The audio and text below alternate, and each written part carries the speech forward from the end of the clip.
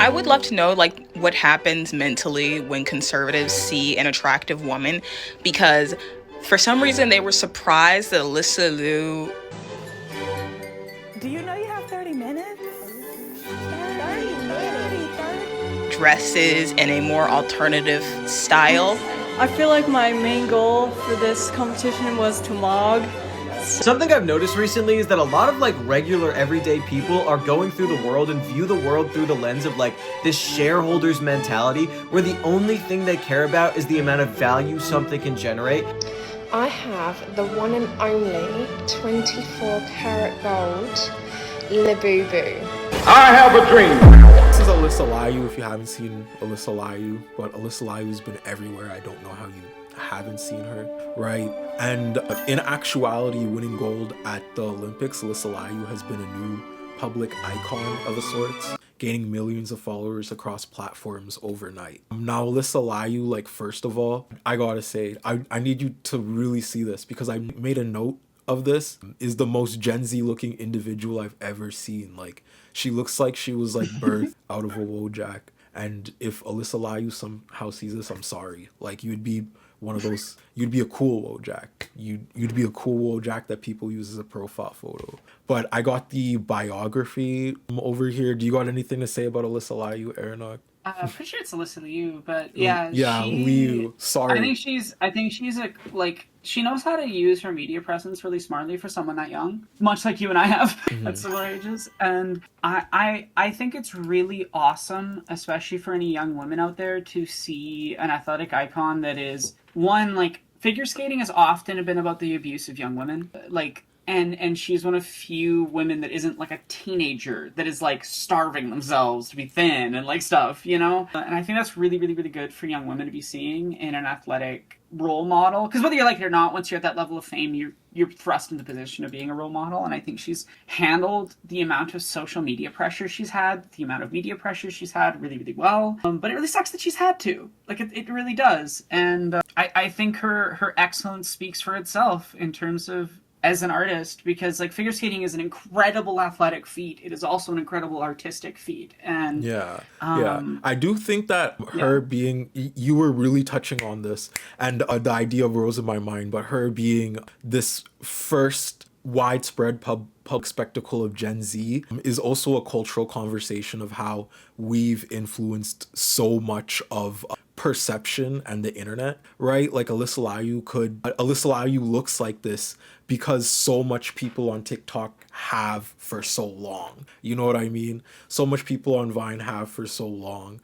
And the onset of a Gen Z cultural figure is just really cool to see. Like, I gotta say, like someone that like, yeah, that looks like somebody my age. Yeah, and ex-roomie in your chat mentioned like a lot of this echoes what happened with Serena Williams, and I definitely agree with that comparison. But it doesn't have the like, oh, I could beat her aspect, because a lot of men see figure skating as a feminine athletic pursuit that is lesser. So there's just pure misogyny. Like, they're not saying, oh, I could do better. They're just like, the thing you're doing isn't even worth value. Like, misogyny, it's like it's we gender sports. Yeah, we gender sports in really weird ways. Like I grew up around a lot of competitive dancers. My sister and my cousin like both competitively danced. People from their studio have like won So You Think You Can Dance Canada. Like I've been around real competitive dancers that are like internationally renowned now, and it's no different than any other sport IMO. It isn't really a significantly different sporting thing, but because it's, for whatever reason, within the cultural zeitgeist, placed as like a feminine activity, a lot of men are like really grossed up at the idea of engaging with it. And figure skating, it's the exact same thing as dancing, because they're similar sports with similar histories and a total interrelationship in style, because like there is aspects of dance in figure skating, and aspects of figure skating have crossed over to dance at times. Ducky Dude said they're manic pixie dream girling her, right? Like, definitely a little bit.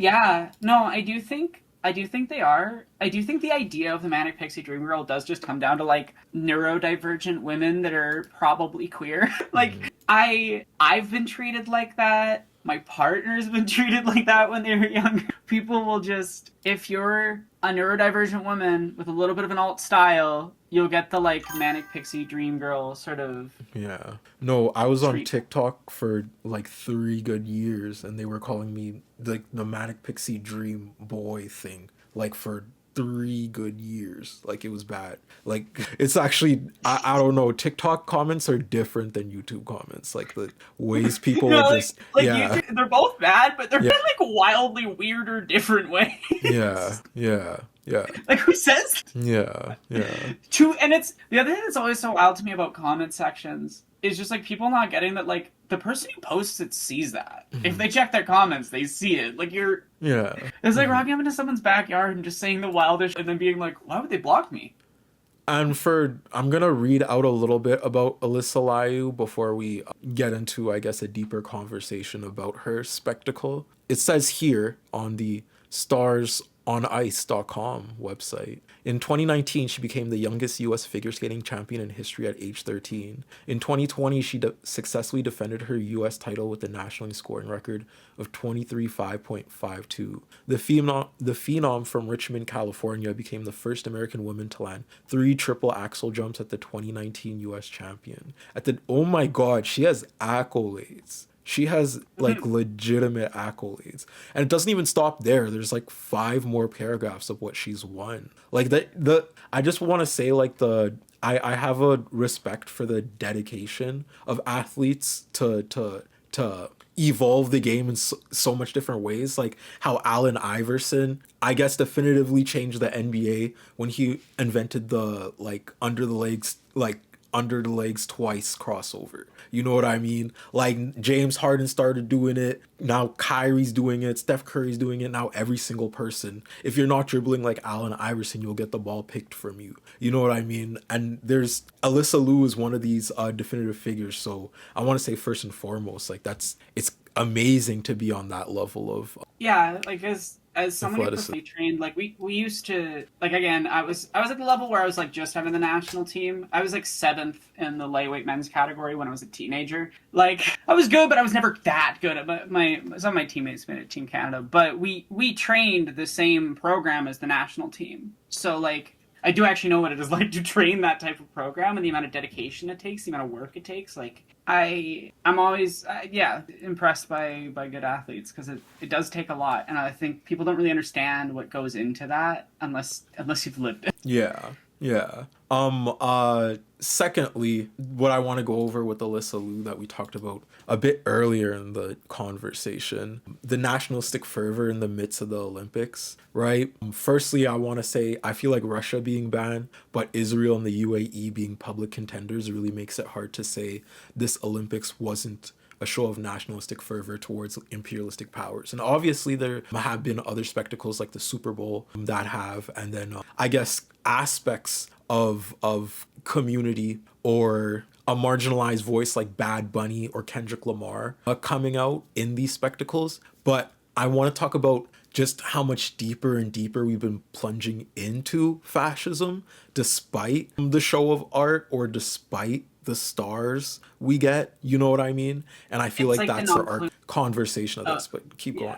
Yeah, it's the nominal inclusion of marginalized people because of our excellence, but it is nominal. Like, sure, you'll let us perform, you'll let us dance for you, but you're not going to support us or our communities or anything like that really meaningfully in the long term.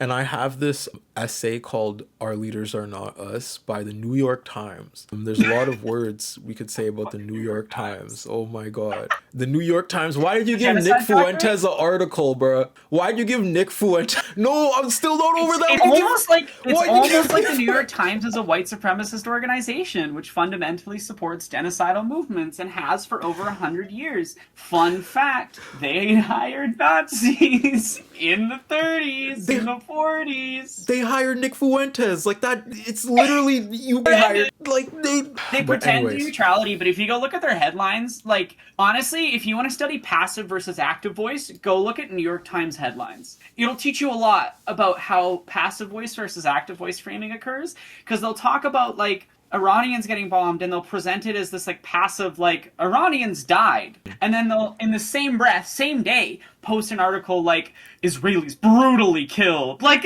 it's so blatant. Yeah.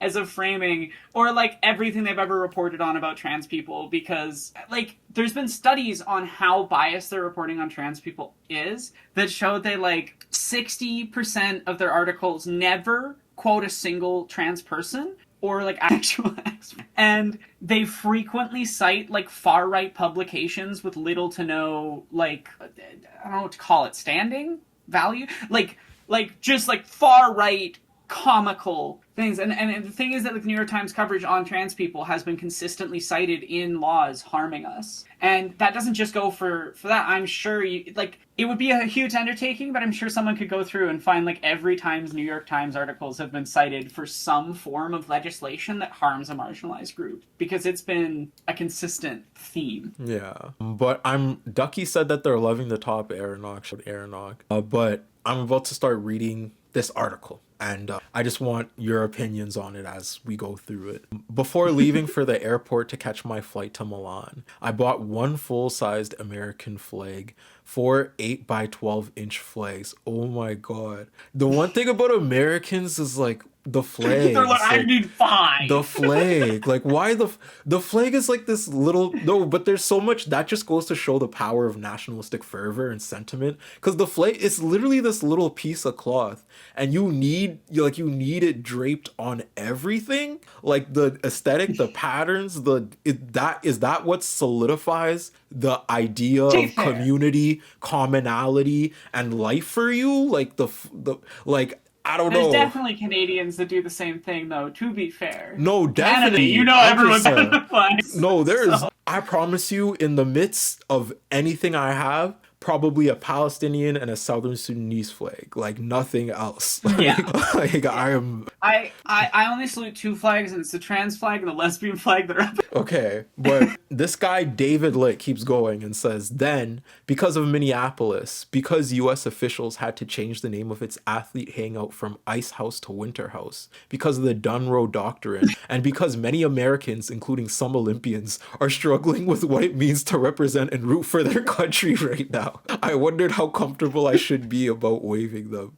Oh my, the way he's gonna use this to reaffirm the deaths of all those people in ICE custody and everything. Oh my god. I love that his complaint isn't like, oh, it's awful that people have been locked up by ICE. It's, oh, we had to change the lodge name from Ice Lodge to Winter. Like, oh my god. This reminds me of that Times writer moment. That song on TikTok where that guy's like, I just want to drive my truck. I just want to drink my beer. Like, that's the song that the guy sang at the alternate Super Bowl performance. I just want to kiss my fish, drive my truck. Like, let's be so honest right now. They act like they're like so hard done by. Like, you had enough funds though to get 2 large American flags in extra luggage. While you're describing it, you know what I'm saying? While you're going to Milan, and the thing you're worried about is a name change. Like the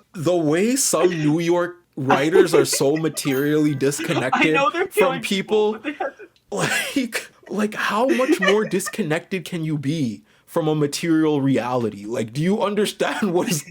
But anyways, it keeps going. It's bad enough. Maybe I could try turning the Stars and Stripes upside down, the way Martha Ann Alito did shortly after Joe Biden had been elected president. Did I need to invest some kind of...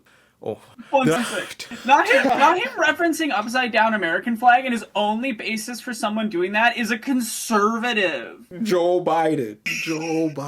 Oh my god. I'm sorry, it like tells me something about him that like his first thought when it comes to someone turning the American flag up is a subversion of the importance of the American flag as a symbol, and his only thought for it isn't like various points in history where activists and things have done that on purpose as a message. It's a Republican throwing a tantrum that liked it. That's his only reference. For real.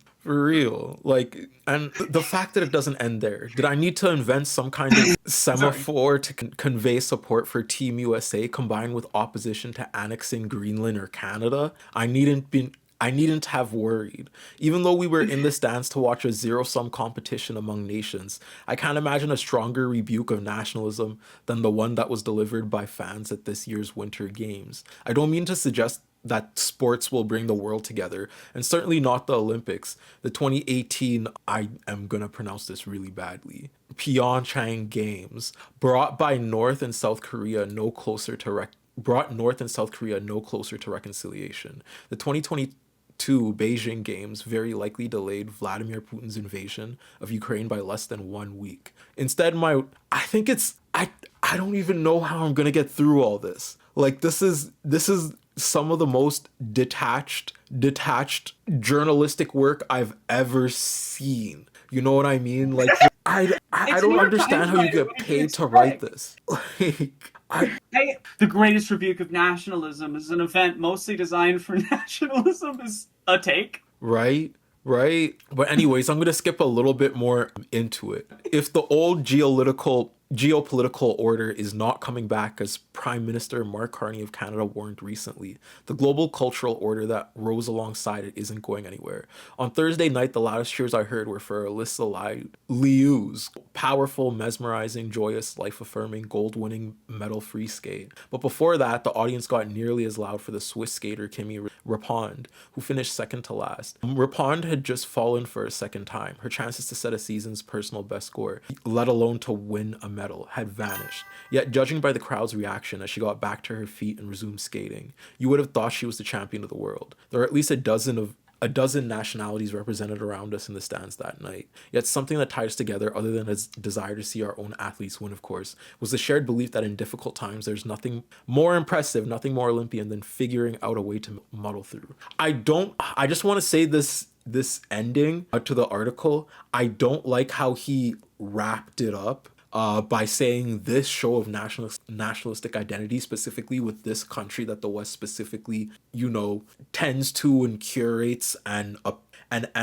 I guess uses as settler colonial states in order to oppress other countries worldwide, is a show of world order or how things should be. You know what I mean? Like, I love the Olympics, and I celebrated immensely when Nigeria had their run in soccer. You know what I'm saying? Here Canada basketball is like taken off, and that's really amazing because everybody that's like carrying that is around like my age group, and that just goes to show that the funding that we had, goes a long way to birthing and creating athletes, right? But I just think the spectacle or this nationalistic reaffirmation he's talking about is so all it does is reaffirm a disillusionment, right? Because that's what the Olympics is. It's bread. It's give them bread. You know what I mean? While they're it's Panamint circuses. It's the circuses part of Panamint circuses. Yeah. Which for people who don't know, it's a very ancient Roman saying, which is bread and circuses. And the funny thing about our current administration is that it doesn't particularly want to give bread or circuses. Yeah. they're censoring the circuses, and they won't give anyone bread. And that saying is a statement about like how you keep a population from uprising. Fun fact. Mm-hmm. So just keep that in mind in the ever escalating prices of groceries and other basic necessities which these governments are causing. It's very telling. Mm-hmm. Because that's the end result of, say, I don't know, starting a war that skyrockets oil prices to such an absurd degree, which has knock-on effects on a ton of other prices because oil products are used for so many different other products. Like so many things are like plastics. Your plastic production's gone if you don't have oil.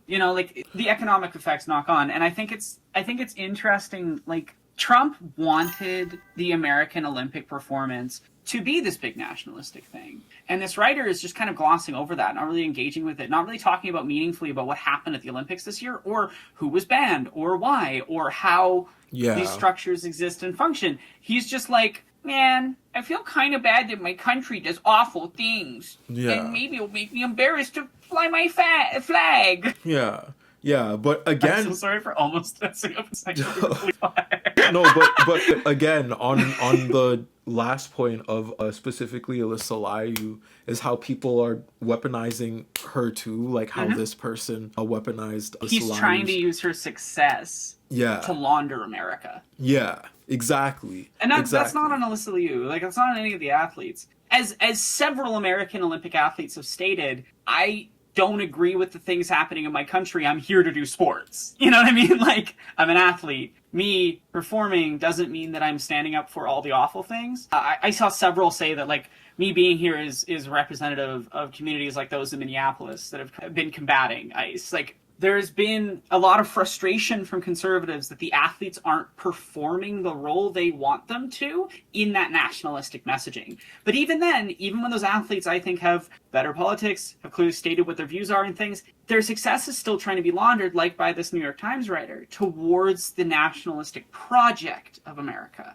And, like, it's not a mistake that simultaneous to a bunch of these conservative guys harassing Liu online, saying disgusting things about her body, sexualizing her, sexualizing teenager athletes. I've seen a few of those. Like, I don't have the link, but I did see, like, one where they were calling, like, these two 17-year-old athletes goon bait. And I'm like, yeah, that's a child. That's actually what we're about to get into. I got Twitter up right now. If you could see it on the screen. I was trying to transition smoothly. Yeah. This is the first tweet that kind of stuck out to me. Somebody quote retweeted this and posted this online, but this was the initial tweet. She's only one megacock away from leading woke. Yeah. Whoa! So, yeah. I don't know how much more blatant like that of an assault you could have, like, on somebody, just like in a tonnage. I don't know how much, I don't know how much more evidence you would need for an actual case there, but sounds like one. I don't like how the dude is censored, but the reply says, somebody replying says, and I can provide what she needs. She's is definitely bratty and kinky, da-da-da. So there's a wave of conservative people acting like this, you know what I mean? Performing and projecting this sort of ideation or fetishization of self onto Alysa Liu. Thoughts on that, Aranok? Yeah. But sincerely, you. I'm trying to. I have things to say, but I just need like a minute to like. Wow, they are so There's a long-standing pattern of behavior amongst conservatives, amongst right-wing men, about the idea of like a woman to fix her. It's a really, really, really disgusting part of rape culture, and like, as a lesbian, I've had it directed on me, both IRL and online, a few times. It's really uncomfortable. And, like, I know a lot of people would say, seeing this, like, oh, that's just an online thing. It's not an online thing. These men go out and behave like this in public. They go and do things. I actually saw a really lovely clip on TikTok, but it was a perfect example of this, where it's clearly, like, I think they're in high school, right? They're, like, in a cafeteria, and guy number one who's, like, filming is like, say what you said again. Say what you said about women right now. And just like scolds this dude for the things that he thought was okay to say around to other men. I can't remember the specific misogynistic stuff he said, but it was something like some women need to be hit or something like that. Which again, it's this like amongst men, it is quite normal societally, disgustingly normal to say openly violent stuff like this about women, both sexual violence and general violence. And, like, that reply kind of perfectly gets me to why I'm wearing this specific outfit and stuff that I've gotten as a trans woman online. So a few years back, Jesse and I made a video about Star Wars. And I wore this outfit as this character called the Editor. Same makeup and stuff. And my wearing this outfit, for whatever reason, was taken by a lot of men as permission to say the most heinous sexual things you've ever... Like, I don't want to repeat most of it. A lot of it was, like, graphic fantasies, detailed, like statements about what they wanted to do to me, statements about what they wanted me to do to them, because there's a lot of when people sexualize trans women, there's a lot of placing us as like, and it's the same thing that happens with black men, honestly, this like, oh, I want them to dominate me, you know, like I want the dommy mommy, that you just get kind of presumed onto you if you're a trans woman online. But yeah, I think it perfectly exemplifies the way that a lot of men have a lot of fantasies around alt aesthetic women and about fixing us. And this tweet, like, I can't think of a better encapsulation of the current misogynistic movement in the US than this. It's awful. It's disgusting. Though I also think it's really telling that he said he'd cheat on his wife for her. Yeah. That's wild. Yeah. Wild thing to admit in Someone public. said it gets worse and worse the more I read it, and like No, like actually, that's actually one of the most like vile things Yeah. I've ever seen anyone post. And honestly, why are you censoring people who say stuff like this? Yeah. I'm sorry. Put And I that do- man on blast. I do want to pay mind specifically to the narrative being etched with Alysa Liu, right? And how conservatives can just like post clicky titles like this, right? Breaking news: U.S. Olympic gold medalist Alysa Liu said in a recent interview, "I feel like I accomplished everything I wanted in figure skating. I think it's time for my next step in life. I've always been very patriotic towards my country. With the recent tensions with illegal aliens invading our country, I think it's time for me to join ICE and be on the front lines." Like just stitching her into their narrative. You know what I mean? Just directly. Just making up she would never say. Yeah, making up about her, making up about like like you said, what she wouldn't say, just to bolster an American idea of connectiveness. I feel like American nationalism is in the gutter right now, and they're grabbing at anything. You know what I mean? Well, it's the thing, they've lost the culture. Yeah. They have nothing. Yeah. Like, I mean, come back to the best they've had from the Olympics, like, kind of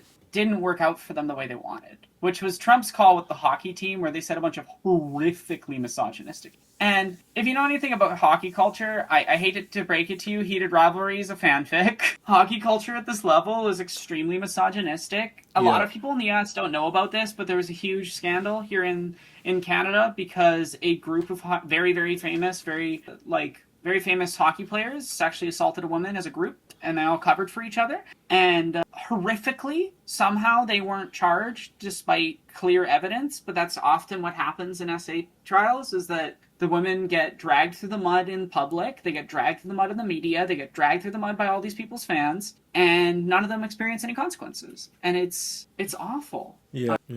And, you know, someone in my chat said, "Cosplay is not consent" was a hashtag we had on this over a decade ago. And I think that, like, yeah, a lot of people treat women appearing in an alt fashion as, like, some sort of tacit consent for sexual harassment. And it's disgusting. And it's reprehensible. And it's something that I've dealt with an unfortunate amount. Because, like, a lot of people think that, like, just because you dress a certain way, me wearing this outfit in a video, for example, suddenly it's completely okay to say horrific that I'm sorry would get you punched in the mouth if you said it IRL most times. Not that these guys wouldn't, because they do. I have enough horror stories from people at clubs and stuff. Yeah.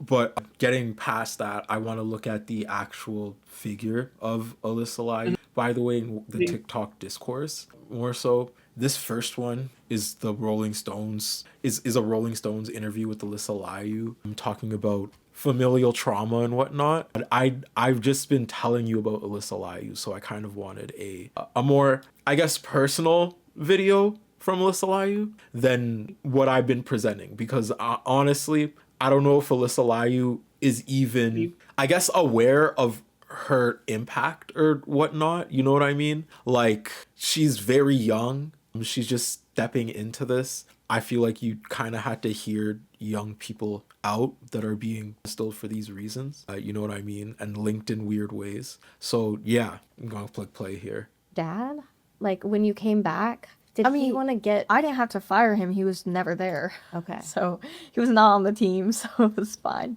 What was his response when you decided to come back? I don't know. I have no idea. I mean, he was happy, but like that didn't matter to me. I didn't care that he was happy. I was almost mad that he was happy because I was like, how dare you? What do you mean? Well, I was just kind of like, you don't deserve to be happy over his decision. This is because not... you were mad when I quit. So I was kind of like, he shouldn't have an opinion on it at all, if that makes sense. Like, I didn't want him to be mad that I was coming back. I didn't want him to care, like, at all, because it shouldn't affect him as much as it did, like, the last time around. Did you have... Right. There's people in the TikTok comments, right, being a little bit mad about the way that Alysa Liu was talking about family and whatnot. Someone said, "Babe, he spent over $500K for you to have this skill. He's allowed to be mad when you quit, and he's allowed to be happy when you start it again." Well, I guess they mean start. I think this is I don't know. I don't know. I feel like we should maybe let kids talk about aspects of parental abuse and trauma, especially because Alysa Liu obviously is like extremely young, like a '06 baby. Like I can't even believe '06 babies are like walking around. But but like the fact that Alysa Liu has just left, or more so is gaining the ability to leave a destructive space, right? And she's in a unique position because she's obviously more materially wealthy than a bunch of other people that go through that transition. But the fact that she's doing that transition and she's not given grace, like she's not given thought, she's not given, you know what I mean? But yeah. I also think it's a perfect example of the fact that most Americans conceive family as particularly children. They see children, and to an extent wives, as objects, as possessions, which the man owns. And I hate to break it to you guys, people don't consent to being born. Like, you don't choose to be born, and parents aren't entitled to something from you for forcing you to exist, you know? And I'm not saying that in a way of, like, it's bad to have a kid. It's not. But it's a reality that, like, the kid didn't choose that, and it is not on the kid. You're not owed that kid's behavior. You don't, and saying, oh, well, you spent all this money for you to have this skill. Okay, great. But did she choose that? Is she not a person with her own autonomy? So yeah, when she quit, his opinion doesn't matter. He doesn't own her. Like, bringing up money like that is kind of irrelevant to the entire thing, but it does. Oh, it's not just an American thing, to be clear, queer theory, but I'm talking about it in the context specifically of all these comments who are partly myth-making, like American imperialism in the structure. The relationship between the nuclear family and American hegemony is like what I want to hit on, but you're all right. It is not just an American thing. It's here in Canada. It's all over Europe. It's outsourced to various countries around the world by colonialism. The idea of children as possessions is a wide-reaching part of society which is used to abuse kids. And that the reality is, like, it doesn't matter if a kid is the greatest kid at whatever task it is or whatever skill set. You don't own them. And you don't get to tell them whether or not they get to make decisions for their own life.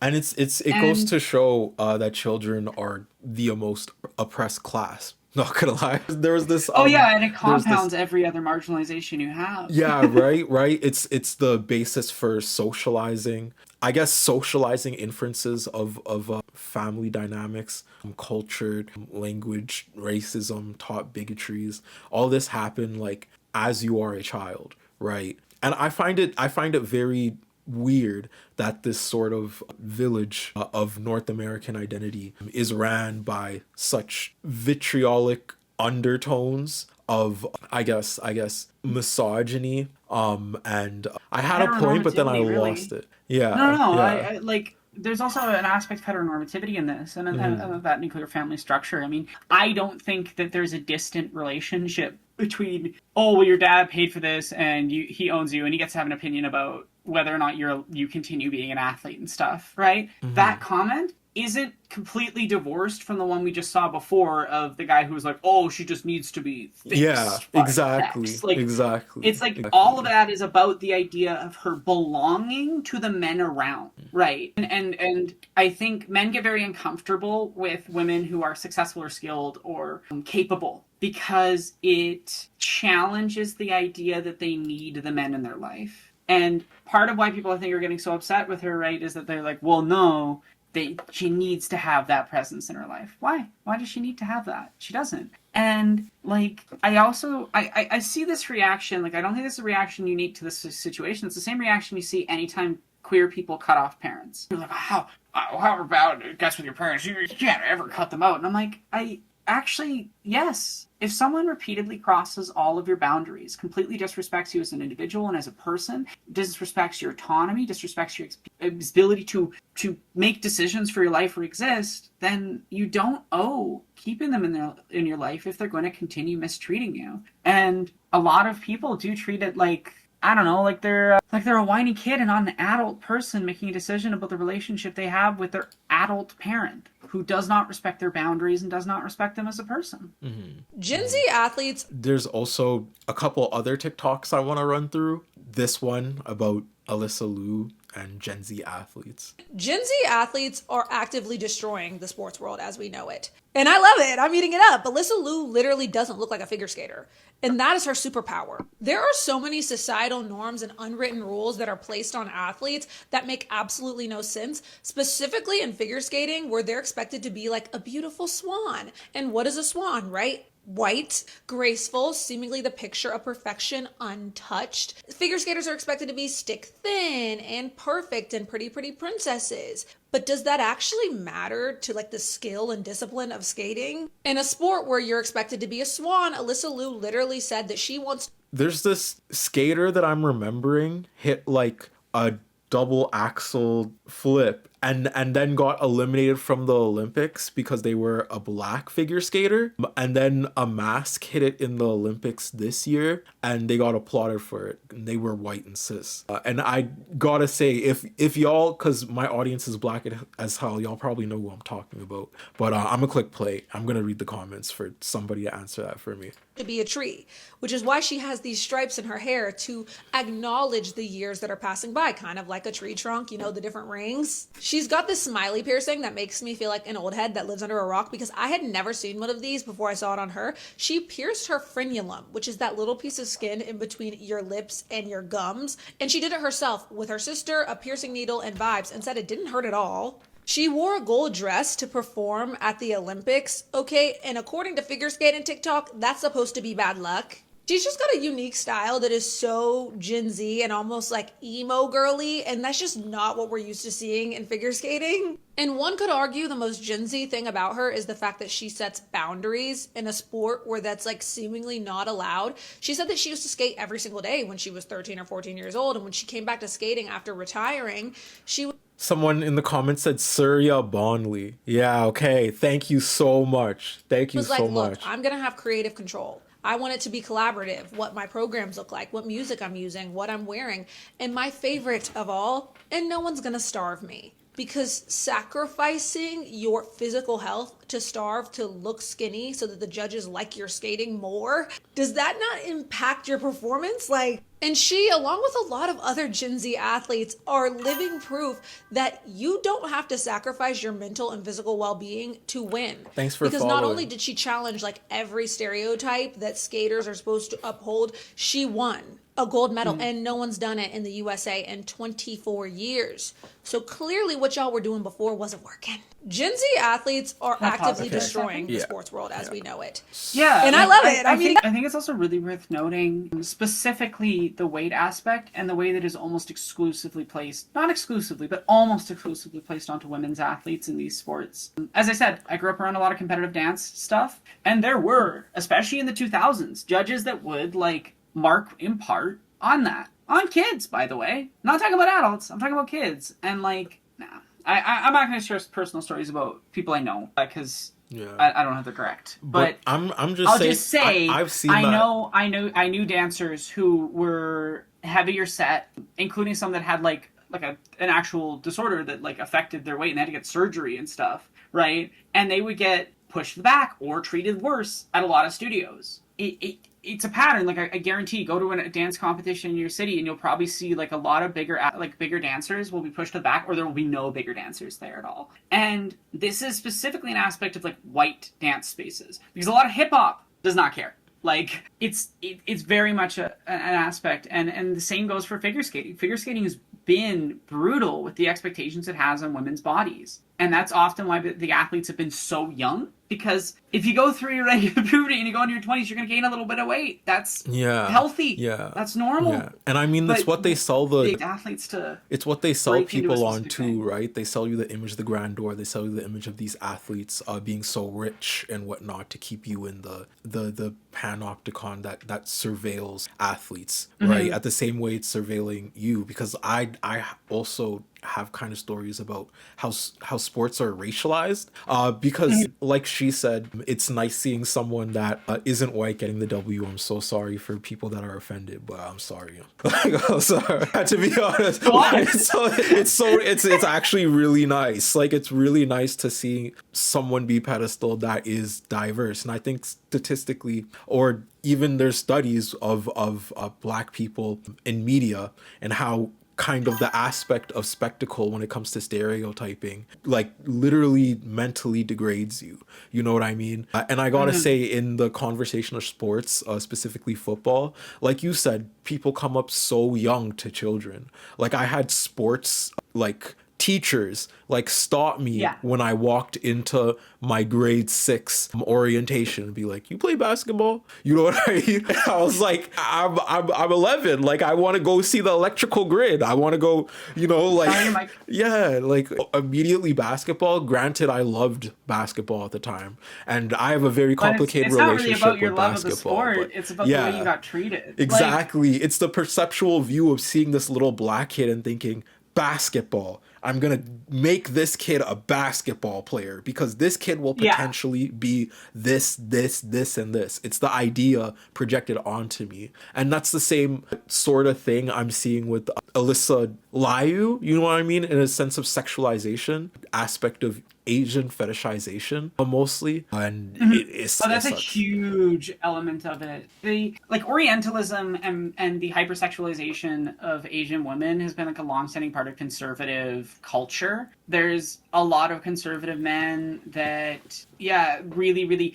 I think generally conservatives have a weird fetishistic view of women that belong to marginalized groups. And like these guys are really showing it off with Alysa Liu. Obviously you see it with like how they treat trans women, there's this like desire to degrade them or degrade marginalized women to affirm their position as both, like in the case of Alysa Liu, I think it's a way for them to affirm their whiteness and their manhood. In the case of trans women, it's a way to affirm their cisness and their manhood. And you're tapping on it. Wait, you're actually tapping on it so well because it's actually, yes, an extension of white subjugation onto Alysa Liu and fetishization. Like yes, definitely. It's not the same thing as being like interested in someone. It is Liu today, but Serb grew up with someone with a different pronunciation. It keeps I should explain that because I was like Liu. I'm so sorry. I had somebody in my class. Obviously, when you're in class, you know what I mean. Sometimes you give like fake names and whatnot for people to like pronounce easier. Like nobody likes it. Let me be honest. But that's just like the normality. And then someone in my class was named Alysa Liu, and I thought. Not Alysa Liu, but had the last name Liu. Sorry, had the last name, and I'm just. It's all good. It's all good. It's all good. My fault. There's nothing to do with it, but thank you for the correction, sincerely, Chad. Alysa Liu, I think a lot of people really need to start understanding that like sexual violence, including like the words that we saw, that a lot of sexual violence doesn't come from attraction or genuine engagement with the person. A lot of sexual violence comes from the affirmation of self through the degradation of another. And that's why you see so much fetish porn of marginalized people. You see so much fetishization of specific marginalized women, and that a lot of the time, these men will then enact violent fantasies onto those women that go beyond just the sexual. There's a reason why a lot of trans women are killed by significant others. There's a reason, like, men often affirm themselves through violence onto women, and they affirm that they are men through doing that. And that doesn't mean that manhood is actually defined by misogyny or actually should be defined by, but it does mean that in our culture, that is the way that manhood is often presented as being, because these concepts are malleable social constructs and not like actual definable traits. And Oxpecker said, honestly, what bothers me the most is the way these guys want a girl to be dedicated to living as their property with one sole aspiration in life, while they themselves are going to work and having multiple hobbies, being opinionated about politics and being opinionated about politics. It's like setting the sexually active status on your FetLife profile to just in the bedroom and saying you want someone whose status is living it 24/7. Oh my god. But that's a good way of putting it. No, I also think it's worth understanding, like, you mentioned, like, all these guys want to go work and have multiple hobbies and be opinionated about politics. And do you want to know how they want to facilitate doing all that? Putting all the reproductive work onto women. That's the fantasy. The fantasy is, I hate to say this, fantasy is kind of a slave. Like, that's kind of the fantasy. And I don't think that that's disconnected from the history of violence in the US. The white men did that to the... You can't separate... That's the concept of power. That's like every The time password bros, I saw this one TikTok that went over the colonization and sex tourism of the Philippines specifically, and how every time America is aided in the collapse, there's an explosion of sex tourism. You know what I mean? And how it's very normal to see very young girls with very old white men. And that's just so. And it's taking advantage of imperial economic disconnect as well. Like it's very specifically going, oh, these people are less empowered and desperate for money. It's exploitation. It is exploitation. And I do think like a lot of modern conservative movements are obsessed with, in some way, either creating their partners as a slave or like using AI in that way. Like seeing a bunch of them in the last week and a bit being like, oh, this one's sentient. You guys can't prove it's not sentient. And I'm sitting here like, why would you admit that? Yeah. Because if you think it's sentient, then you are fully saying, I want a sentient being which I have absolute control over, which cannot consent from anything I do, that can't have any form of consent and must slave away doing tasks so I don't have to. Like, that's fundamentally a lot of the structure of how these guys behave. Yeah. It's nice to see you, by the way, Julie and Steve. I'm gonna get to the next one. We talked about this one for a while. I'm so sorry, chat. But Who do you have the worst take? Someone said, this is from Sammy Page's page. I'm hating on Alysa. How do I say the last name? Correct me one more time. Liu. Okay. From my understanding, it's Liu, but that might be. I'm pretty sure that's the anglicization that she uses. Yes. I'm I've the seen worst videos with on, names. Like, the proper pronunciation, but it's not even because I'm chronically Southern Sudanese, fam. Like I know Sudanese names, I know Arabic names. I'm not the best with English names in general. Like, chat will watch me on stream, like, struggling to read Alyssa, like, out. I'm so sorry. But yeah, because of Russia's Olympic ban isn't the flex that you think it is. When it comes to Russia and the Olympics, especially when it comes to figure skating. So I do have to clock you real quick and break this down. Yes, Russia is banned because of their invasion of Ukraine, but before that, they were banned because of doping. They had a very long history with doping, and there was a figure skating scandal in 2022 with Kamila Valieva testing positive for a banned heart medication. It was after Russia was banned, and they were competing under a different name. It's a well-known fact that they never really played fair. On top of that, one really important thing about figure skating is that in order to get that lift off of the ice, you have to be really, really, really strong, really, really, really thin, or a mixture of both. And in Russia's case, when it comes to their female figure skaters, especially with Terry Tuberidze, okay, who's gigantic coach, okay, she's the big mommy of coaching in Russia for women's figure skating, but she overworks her skaters and makes them so malnourished and so thin. In the Sochi Olympics, she admitted to weighing them like multiple times a day. They're so thin and their bodies go through so much that there's a Terry expiration date where her skaters usually cap out at like 17.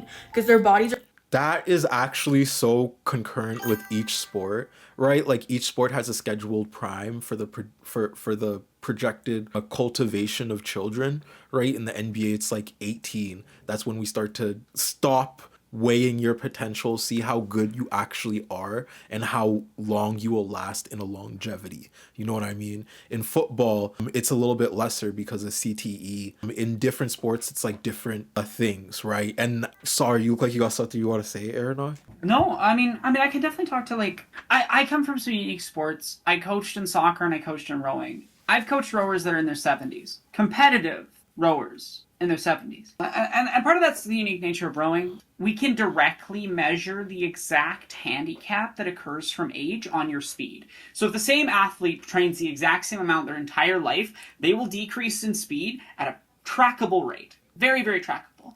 And so, for example, my mom is one of the top 10 women's athletes in her category worldwide. Still a competitive rower. And she is, she's in her 50s, like early 50s. And she competes as a masters women's rower. Soccer and rowing actually do have avenues for long-term, like, maintained athletics and sportsmanship. And that should really be the goal of a lot of sports, is to build it in such a way that it is safe for people to engage for their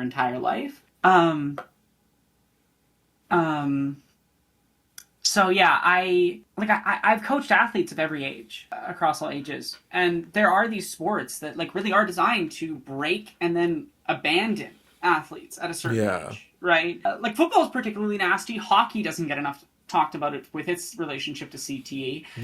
And I think it's also worth noting, especially with football, like I know you've talked about this. I know Feek has talked about this a lot in a few essays that are really, really good, and people should go look up FD's essays on like athletes and football and the way they get treated and stuff. But it's worth noting how certain sports are built on the violent damaging of often racialized bodies for the entertainment of rich white people. And you get that a little bit with basketball, but you get it way more with football, right? And like CTE is no joke. It is and it's not diagnosable until someone dies, unfortunately. But like a lot of NFL athletes will develop it. And I think it also contributes to maintaining a myth around the idea of like the violent black athlete, because CTE increases risks of violent behavior. Like, I think it says something about the culture that's built around that. And same with for kickboxing or boxing or like all these different sports. It's like, oh, why did so many men come out of this hitting someone or getting violent? Well, maybe because you trained them to be violent and damage their brain in such a way that they have less impulse control. But the average dude will talk about John Jones like he's the Grim Reaper, and it's like, what? Like how Mike Tyson was talked about in the media, how Mike Tyson was like this scary figure. Like you don't even know him, dog. You don't know Big M. I feel bad. Like, not that he's never done horrible things or anything, but I do feel bad for him. Like, I do have an empathy for what he's gone through and what he dealt with. And a lot of people just treat it as a joke. And I'm like, it's not funny. Like, this is a traumatized man that just kept getting traumatized for his entire life, both physically and mentally. Yeah. That's not going to leave you in a good state of how you behave. I'm going to click play on this. They're so damaged. Oh, sorry. And Pause for a second. Or at least not to like the full extent of how. What is CTE? I'm going to look up the exact acronym because I don't want to. But yeah, okay, I was right. It's called chronic traumatic encephalopathy. But basically it just means you hit your head a lot. Repeated major contusion to the head. If you damage the head repeatedly, it can cause like the brain to stop properly healing and developing and shrink and like a bunch of other really nasty effects. And basically what it results in is behavioral problems, mood problems, problems with thinking, and it often gets worse over time, resulting in dementia. So dementia can form from it. So yeah, it's basically just the result of getting hit in the head a lot. All right, I'm gonna click play. Because they are competing as children. Like almost always, these prolific Russian skaters that you're talking about are either actual children or they just freshly turned 18. And the 18 part is on like the rare end, okay? So some people make the argument, so they're like, oh, Russia shouldn't be banned because of their invasion of Ukraine, okay? Even then, they've been banned before for doping multiple times and they just competed under a different name. Every female figure skater that they send is a malnourished child, okay, who is able to land all of these difficult, really hard jumps. They're able to land it because they're so thin and malnourished and they can just fly through the air because they're like 95 pounds soaking wet. So if your reaction to Alysa Liu winning gold, if your reaction is, oh, well, she only won because the Russians weren't there, they would have killed her in that. If you're going, oh, well, I think that the malnourished 15-year-old would do way better and they would have won gold and silver and bronze. You're sick. You're going, oh, I think that this abused child, if we just send her onto the rink and just make her perform tricks for us, I think that would be better. Did you learn nothing from 2022? When Alexandra Trusova broke down because she landed like 5 quads and still didn't get gold and she crashed out and everybody made fun of her, okay? And I like how she mentioned her later on. I was talking about her earlier in the conversation. Trusova defender. Was like my second favorite figure skater. Second only to Alysa Liu, okay? Did no one learn anything about the Atari girls? Did nobody learn anything about how Russia usually treats their female figure skaters? And you're actively going, oh, I want that back. That's crazy. If you're going, oh, well, this is what athletics are supposed to be. So, skaters are supposed to push themselves. It's worth really noting too, and the Russians aren't the only ones to do this. I think there's an aspect of like, ooh, Red Scare leftover that goes into that, but the Russians love abusing their athletes. Like, they've done some really nasty. They've been caught in cheating scandals in a bunch of different sports for reasons. They've doped. They'll push their athletes to any extent. And it's not like America hasn't tried like that too. There's plenty of American athletes that are good examples. Lance Armstrong exists, for example, right? But Russia does have a penchant for, like, specifically abusing young athletes, like teenagers into their 20s, younger athletes. That is not exclusive to this sport. That occurs in many, many different sports. And it's not okay. Like, I don't care if it produces a better result, if it permanently traumatizes someone. Mm-hmm. But then you'll see media and I guess like great man narrative to like push this onto people as a whole. Yeah. Like the aspect of like, the one thing I really saw last year that blew up that I wanted to have this conversation about was like solo leveling and a lot of these manga that kind of power scale infinitely. If we should do it, we should do another stream on that specifically, because I've also watched that show and I have opinions. yeah, but it's presenting this idea that basically if you do XXX, if you train, if you hit the gym, if you do cardio, if you do your push-ups every night, drink your milk, slap your truck on the door handle 4 times a Wednesday, crack a beer on your left nostril in a handstand on top of a keg, you know, you will somehow be the aspect of pinnacle masculinity, you know what I mean? And this is that same idea just projected onto, you know, the binary of women in the Olympics, you know what I mean? And I keep going. I also, like, I really want to touch on how much of this is around weight as well. Like, there's obviously anti-fatness in it, but there's also just a lot of athletes come out of being lightweight with eating disorders or eating issues. I was a lightweight athlete, and so I'm gonna give some context on the weights that I have been. At Canada Games, when I competed, I was 159 pounds and about 5 to 6% body fat. Now, to do that safely, one, we had a team nutritionist. We prepped for like 12 months beforehand so that we would slowly lose weight going into that and stuff. We did everything right, and I still have some issues as a result.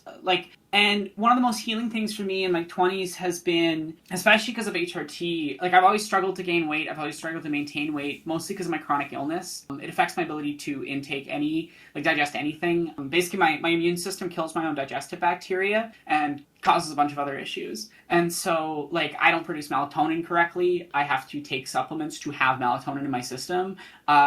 I have to take supplements for a few other things because my body doesn't digest it properly on its own. But yeah, it resulted in like a lot of struggle with weight and stuff. And after Canada Games, I got extremely sick from my chronic illness, and I dropped down to 152 pounds at one point. And when I was at that point, when I was at my thinnest, I got a lot of compliments about it, even though I was like literally dying from malnutrition.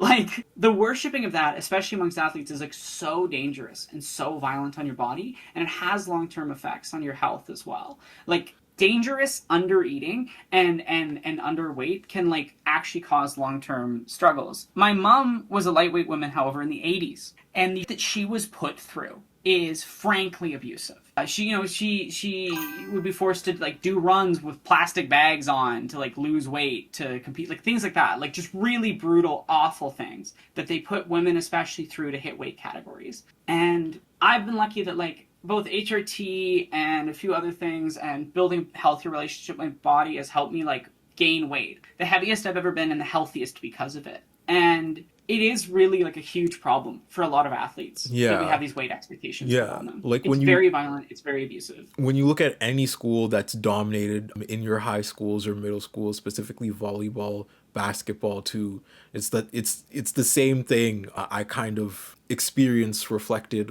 onto, I guess, this Alysa Liu situation, but to a lesser degree. You know what I mean? Definitely to a lesser degree, because that's an Olympian. You know what I mean? I was a high schooler. But when you go to a top like sports school, the amount of work they put people through, like there's coaches that literally, I'm telling you, envision a body type where they'll be like, you have to be this much pounds and this height and jump at this, you know, degree if you want to play center, or if you want to play point guard, you want to play shooting guard,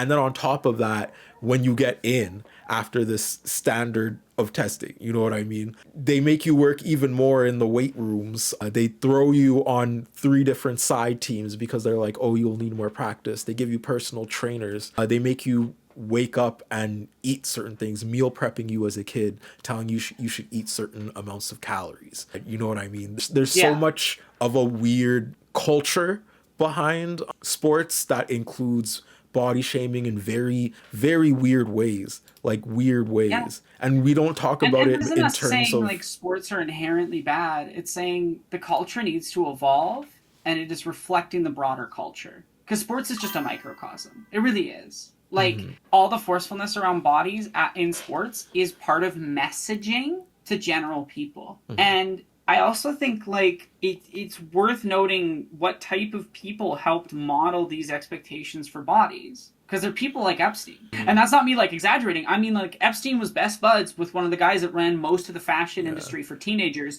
in the 2000s. And it was all about that body being as thin as possible. Donald Trump ran beauty pageants. Like Donald Trump ran beauty pageants in the for a emails reason. with each other. But anyways, to the next So video, how Alysa Liu because is we're being- kind of going Oxpecker said in chat, modeling too, hence why it's important for people in adult entertainment to have a presence in social media that isn't inauthentically fixated on sex work. For their safety, the public should know that tweeting about Trump or the Olympics or the gaming industry or something as simple as a meme is going to result in like an angry phone call from their agent or executive suspiciously hypervigilant of their public image, like a corporate pimp. Yeah.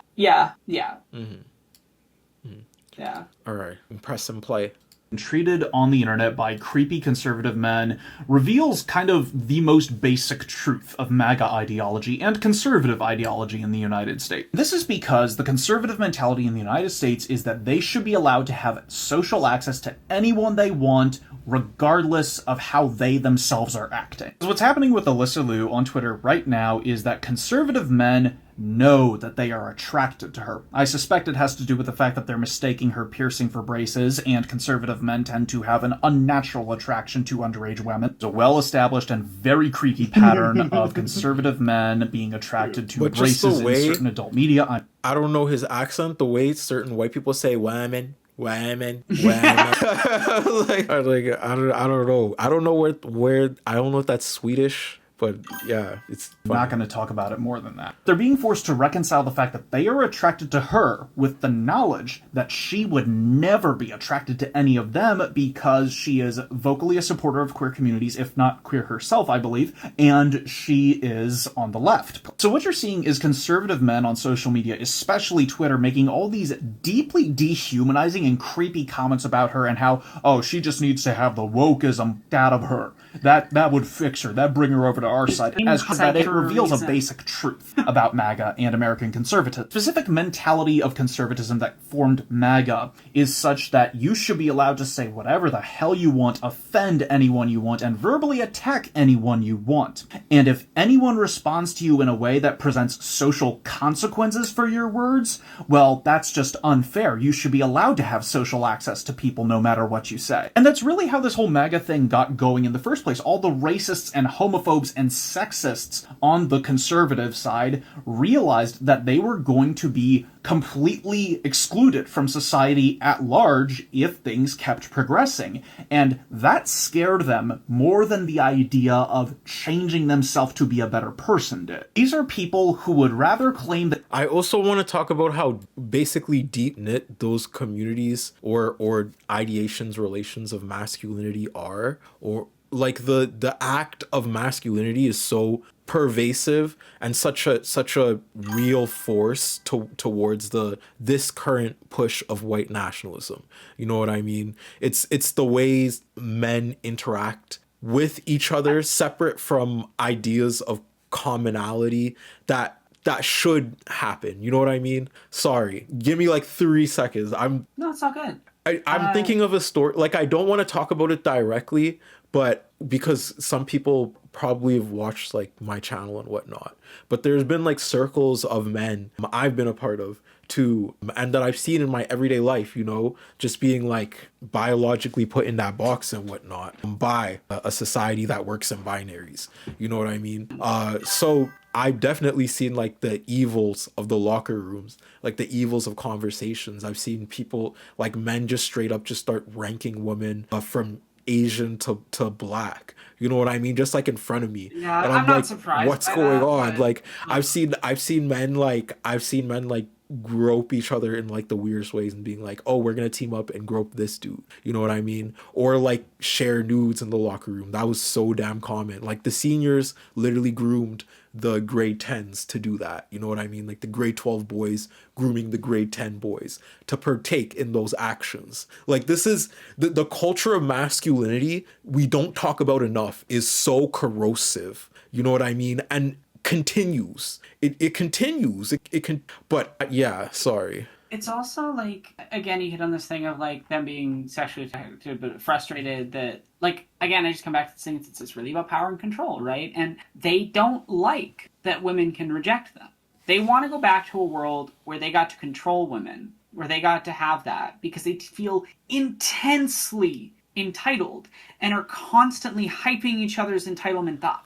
And then they're surprised that they're all lonely. And look, the male loneliness epidemic, first off, is a term. The paper for which they based it on literally includes the sentence, there was no significant difference between genders in loneliness. The Harvard paper literally just showed that there was a marked, about 8% increase in people saying they were lonely, probably mostly because of COVID. But a lot of these men feel that they are owed or they are entitled to specific social tasks being done for them. And when women deny, or even just women behave in such a way that indicates to them that they would likely deny them, they feel the need to reassert their manhood through like violent rhetoric or violent action. And it's like, I see, like, there's like a trend where men were doing the like the worst thing that you could say, and it's like, nah, the worst thing isn't, like, the worst thing to men is that a woman could say no. The worst thing for a woman is if they say no, a man might murder us. And that's super common. Yeah. That is super common. Yeah.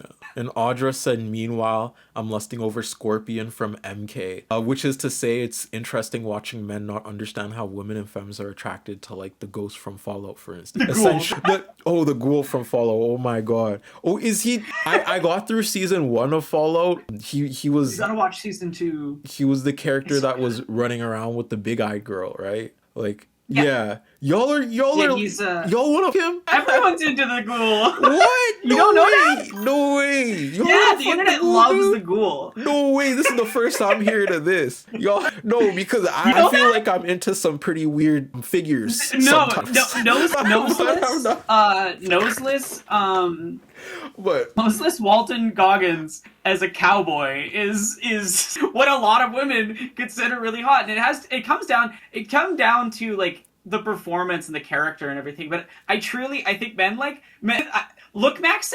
Let's just talk about homosexuality, right? Men socialize for other men. They perform sexuality for other men. Looks maxing is not about what women are interested in, because women don't give a f about it. The things that women generally find attractive, and I'm not saying there's no shallow women out there. There's shallow people of all genders. What I'm saying is that disproportionately, if you look at studies, if you look at women's personal preferences and things, most women tend to be attracted to people based on their personality, how they act, how they treat people. And as he said, like, a lot of these men are so scared because they're like, oh, it's too scary to make myself a better person. I need to subjugate. That's genuinely part of the motivation. And I just think, like, I was listening to like Smosh Reads Reddit stories the other day. Where their name is Aeronok, by the way. Their name is Aeronok. But keep going.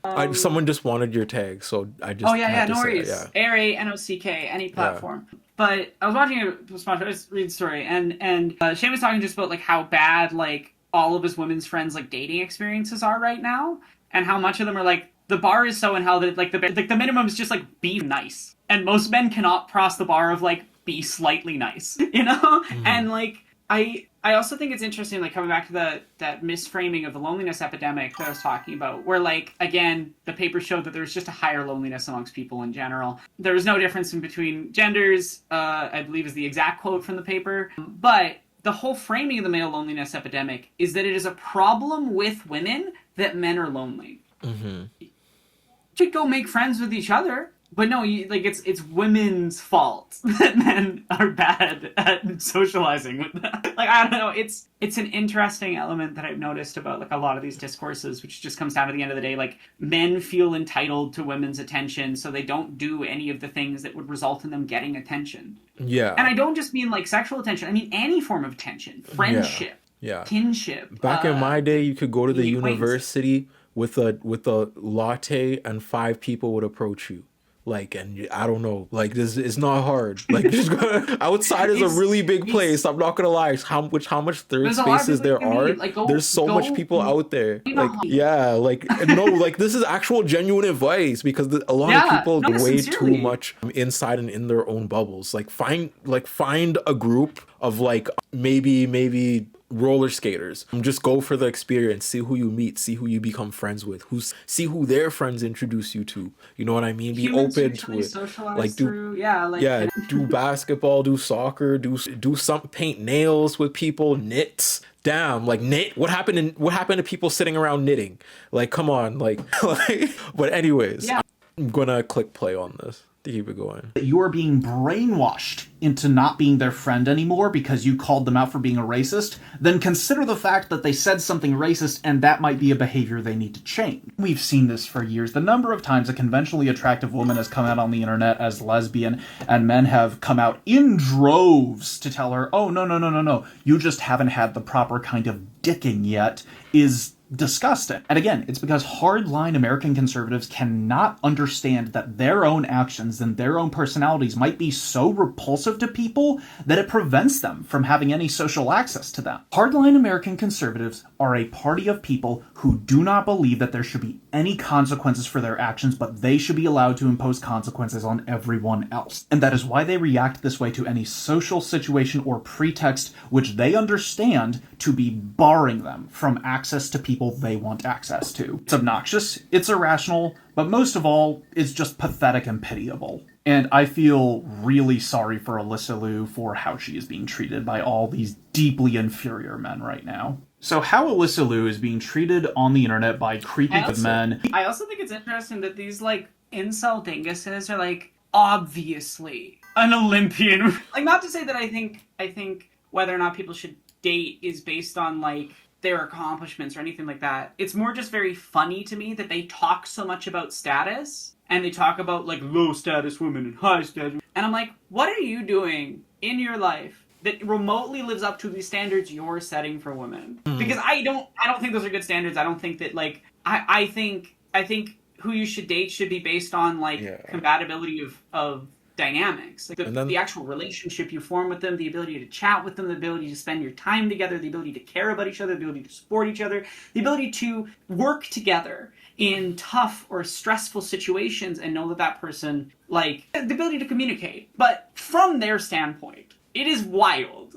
that they're like, yeah, obviously an Olympian. Yeah. I don't know. I've seen men who, I'm not going to be too mean about this, but I've seen men who literally the last 3 years have just posted pictures of them like in a cap or like with fishing rods, posting memes of Alysa Liu in this context. You know what I mean? I saw someone in the comments say it's like how they are obsessed with AOC, and it's like, yeah, they will latch on to some of these left-wing femmes and just dream about subjugating them. You know what I mean? Dream about conquering them. It's so weird. It's weird. JoJo's Bizarre Adventure said here in the comments said, I'm sorry, but I really don't like using the phrase underage women. It should be young girls. Or hello? Hey, I think you should up your like or down your like game thing on Discord. I think Discord might be cutting you out a little bit. Hello. I can hear you. Yeah, it says my mic is working fine for my chat though, I think. I can find it for your chat. I think Discord's doing the threshold thing where it's not I'll do that a bit breaks. later. Yeah, because we got one more. There. Oh, sorry. But Razor Blade said here, I should have phrased it that way. Yes, unfortunately, many news channels I watch use that phraseology and it wore off on me. I'll change my approach going forward. One kind critique, there's no such thing as underage women. Those are children, hun. I like how people are like helping in a verbiage and he's just liking the comments. Like, it's not pushing back or nothing. That's good. Yeah, I would love to know, one like, last video before I'm wrapping this up a little bit and kind of, do you want to do like one game of what's it called? We can do some Jackbox? Yeah, Jackbox. Yeah. But before that, we're gonna finish with this video here that I found by Brittany. I would love to know, like, what happens mentally when conservatives see an attractive woman, because for some reason they were surprised that Alysa Liu dresses in a more alternative style, like Billie Eilish sorta, which confuses me because I saw the piercing and I saw the hair and I was like, yeah, Babes has listened to Billie Eilish in her lifetime. So, like, do you guys just photo print over every attractive woman your own politics and ideas without any care for how the way they dress might inform the type of person they are? Because never once do you look at a woman like that and think, yeah, she's probably really into, like, my weird Nazi fetish. Why would she be? Why would she pop out and be like, yeah, I'm really into A-line dresses and staying at home? Think! Use your brain! I would love to know, like, what happens mentally. That's so true. But also, I do think it is. I do think that it is that thing of, like, they want to subjugate. They want to fix women violently, right? Like, there's something about a woman being unattainable or presenting in a way that doesn't indicate attainableness in their mind. Because, again, they see us purely through transaction. They see us purely as objects to be used. And they feel total entitlement. I mean, like, they'll go into lesbian bars and be weird to lesbians, you know? And it's like actively seek us out to be weird like this. And I do think that there is something about, like, it's a knee-jerk thing of, like, they don't like being told no, they don't like consent, and they like to express that through these types of fantasies that they have of, like, making women into objects for them. It's so violent. Like, the language, the behavior, it's so violent and so self-centered. Just to close this off, closing remarks. Thank you everybody for sitting here and talking with us and whatnot. Doing a little bit of a subathon thingamabobber. So if you want to help, it will be here where I edit it here later or here. Thank you so much. Yeah, hearts. Okay, I'm just gonna stop the